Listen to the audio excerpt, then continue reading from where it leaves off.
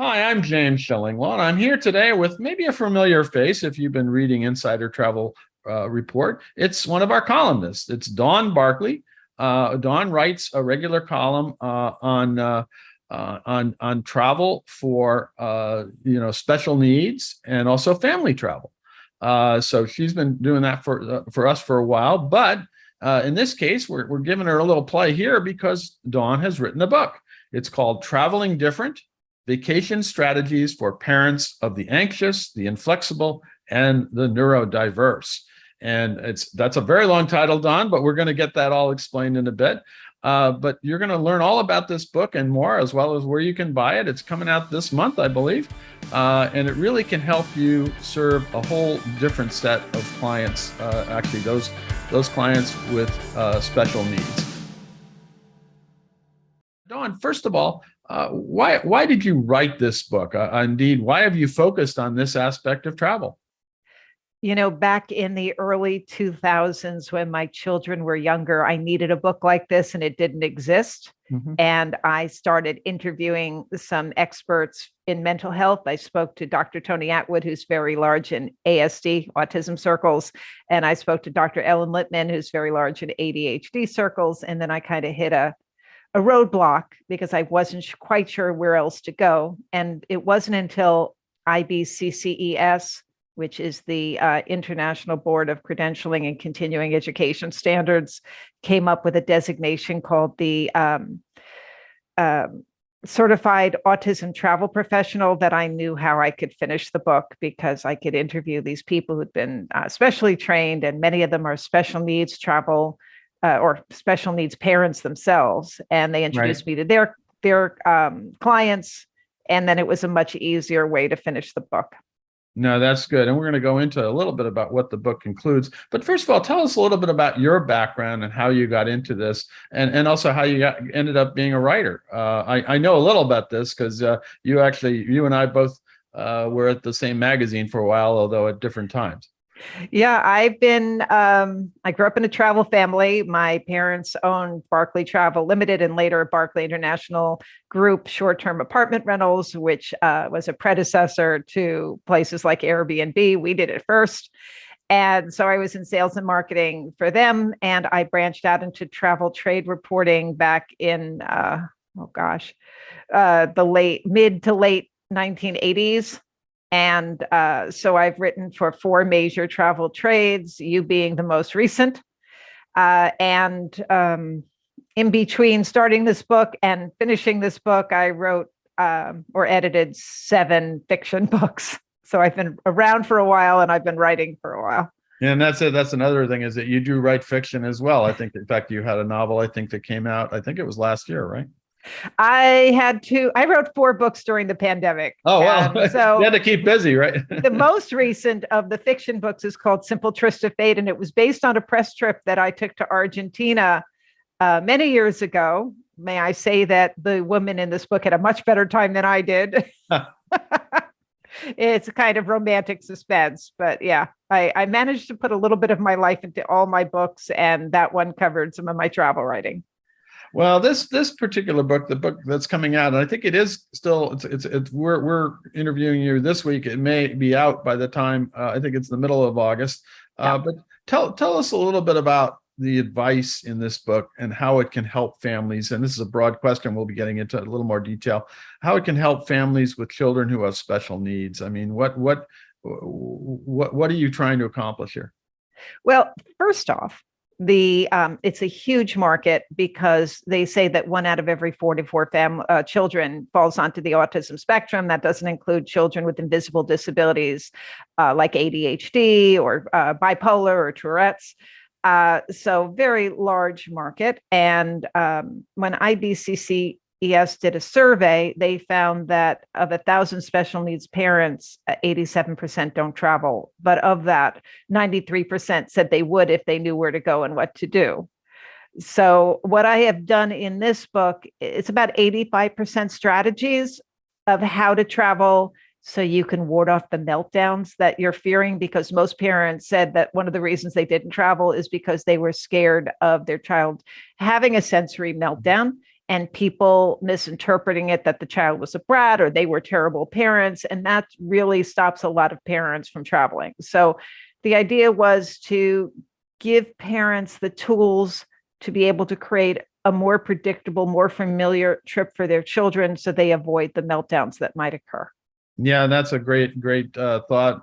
I fortunately do not have children with special needs, but I've seen my kids have meltdowns when they were young, and I just walked away actually because that was Yeah. But I totally understand, because often we see that, and you're saying what's wrong, and it's because the child has an issue that needs to be addressed, and you need that if you're going to travel, and you shouldn't be stopped from traveling. I mean, you really, in fact, it's great for the kids to get out there.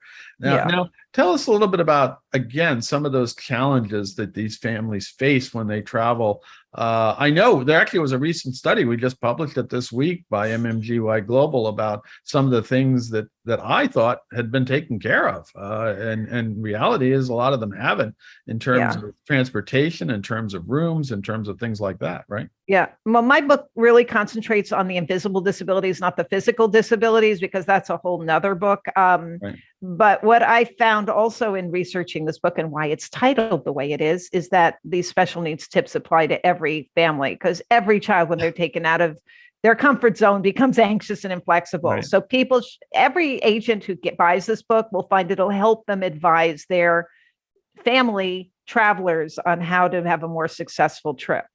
Well, I would say, what are some of these challenges? Right, the challenges. Face? Yeah. So really having places that will understand what you need, whether it's the airports or the venues themselves, having staff that are trained to work with children with invisible disabilities. So when a venue, for example, becomes certified, say as a certified autism center through IBCCS, they've learned how to deal with sensory challenges. Perhaps they have areas with lower lighting or fewer crowds or less noise, because it's the little things that will trigger a child, such as fluorescent lighting, or it can be the smells or the crowds or the sounds that are around them.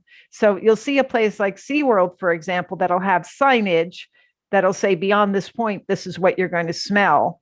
And that gives the parents some control over whether, and they can speak to their child and ask him or her, how badly do you want to feed the seals? Because is it worth what you're going to encounter? By giving them that information, you've empowered them to make a decision. And I think a lot of the book is about giving the child control over their situation so that they have some purchase, because it's that being out of control, not knowing what's going to happen, the unfamiliar and unpredictable, that really throws people for a loop. And you have to, I talk a lot about how to introduce the concept of travel to a child and how to make the unfamiliar familiar so that they have some control. So I guess one of the things here is that you really have to tell your child what to expect, and what's going to happen, and of course then you risk the, as I do with my kids, risk the disillusionment if it doesn't happen, in certain things. But it's better to let them know what they're going to experience, I guess. Yeah, and also to create backup plans, so you can say, and you'll do this through many means, whether it's through video or role play or picture books, or however you're introducing the concept of travel to a child. You can say, here are some things that might happen, and here's how we're going to address them. So if the plane is delayed, for example, I have these special little presents you're going to get. So the kid's actually at this point looking forward to a delay. Yeah, I know. How come we don't get those presents, Dawn? We should get those presents too. Well, we sometimes get a drink. Well, that's true. It can have its other effects too, but that's another problem. But now I don't want you to give all the secrets that are. I really want people to read this book, but give us some examples of some of your recommendations for, let's say, modes of transportation, special accommodations, modifications of itineraries and resources. Just a few, just so that we get some sense of what are the things you're talking about. Sure. Well, again, I talk a lot about mini experiences. So before you're going to take a child, say, for example, to an expensive hotel stay, maybe you spend an evening at the house of a friend or a relative, and have them experience what it's like to sleep in a bedroom that's not their own, because right away you're going to see the triggers that come up. Do they need the blankets and sheets from home, which have the familiar texture and scent that they're familiar with? Do they need the same thing to deal with toiletries? Do they need their soap from home? Mhm. Do they need a fan to block out the sounds from the hallway? Do they need a nightlight? Do you need to create the room to resemble what it's like at home? You'll see Right. that. And so you have the ability to prepare before you end up going to a hotel. The same thing could be true with a camping trip, set out a tent in the backyard. The way you'll get around that with flying is there's an organization, the ARC has a program called Wings for Autism. Right. It sort of closed down during COVID, but it's coming back. And that allows the child to do a dress rehearsal in many airports around the country where they can see what it's like from arrival to boarding. And there are different airports around the country that are slowly but surely putting like airport cabins in their terminals, so you can actually experience what it's like. It's also great for first-time flyers who are scared of flying. Sure. Um, so there's different ways to sample everything. For tours, before you're going to take a child out on a tour, maybe you go to a local zoo or aquarium or even a garage sale and call it a tour, or call it a scavenger hunt if you're going to Sure. a garage sale, so that if you create a positive experience, you've got a positive frame of reference to refer back to when you're actually going to go on a real tour. Okay. Now, can you think that families with children with special needs really can go anywhere as long as they prepare for it?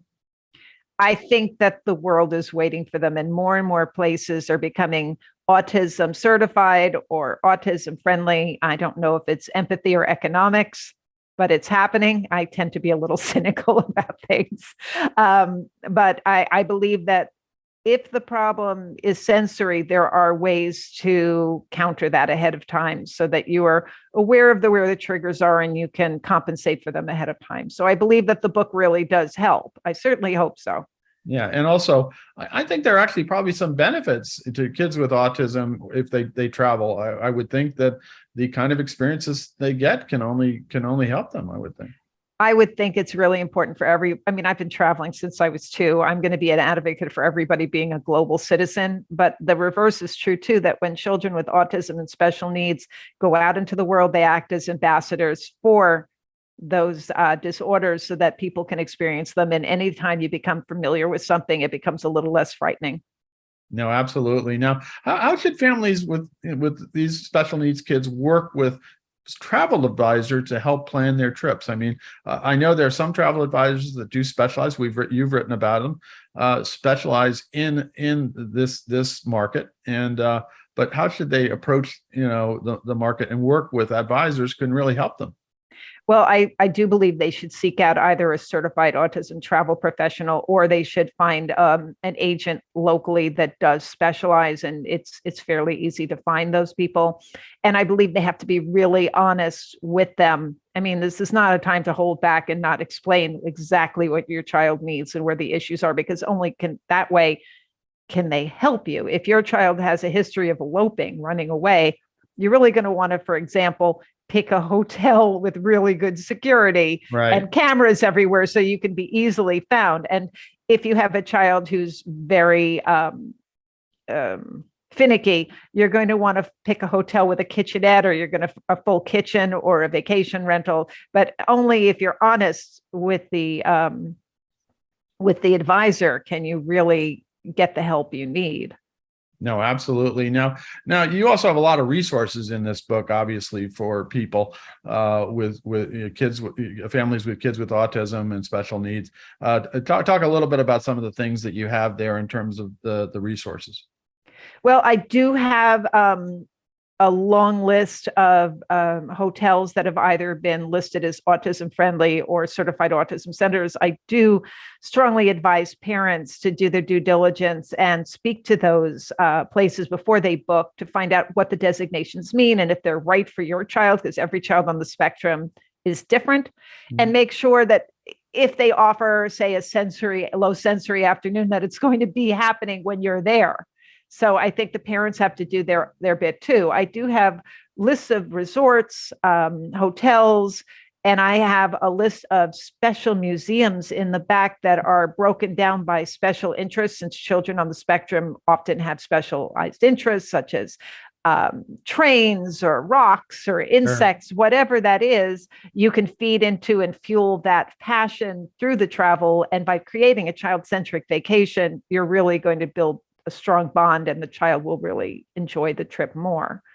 I also have lists at the end of different organizations. If your child has just been diagnosed, people you can turn to for help. No. Anything else you want to tell? We are up to about 105,000 travel advisors out there in the market.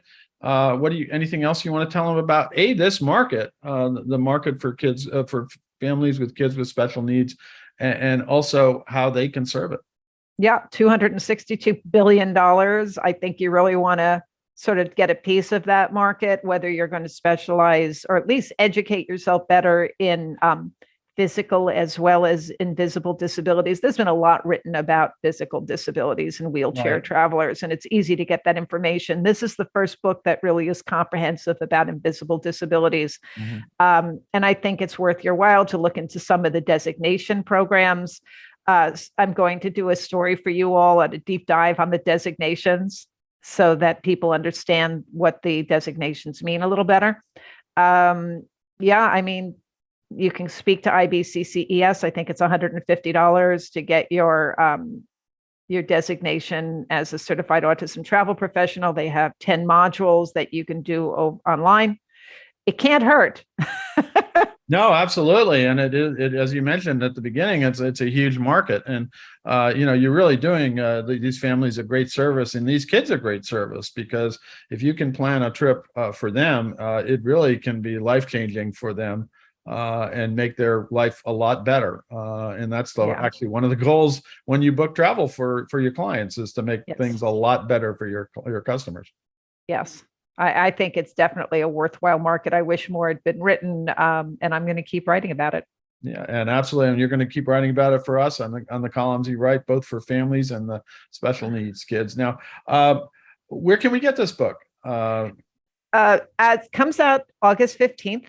If you need a list of where you can get it, you can go to my blog, which is travelingdifferent.com, traveling with one L. And on there, I list a bunch of links, but it's everywhere you normally buy books, whether it's Amazon or Barnes and Noble or the indies. Every indie bookstore will have me online in their online bookstore. And I'm going to be doing a lot of events in the area. So you can, on my website, travelingdifferent.com, you can find a list of where my appearances will be. I'd love to speak to anybody who wants to come out. And then that leads me to where can they reach you to ask questions? My email address is in the book. Okay. I don't like to give it out on. So you got to buy the book to get it. Well, no, but they can always go to my website, and there's a contact me. And if you have had different experiences than I list in the book as a travel advisor, please contact me. I'm always looking for new people to interview. I'd love to hear your story. I'd love to hear the stories of your clients. May end up in a future edition of the book.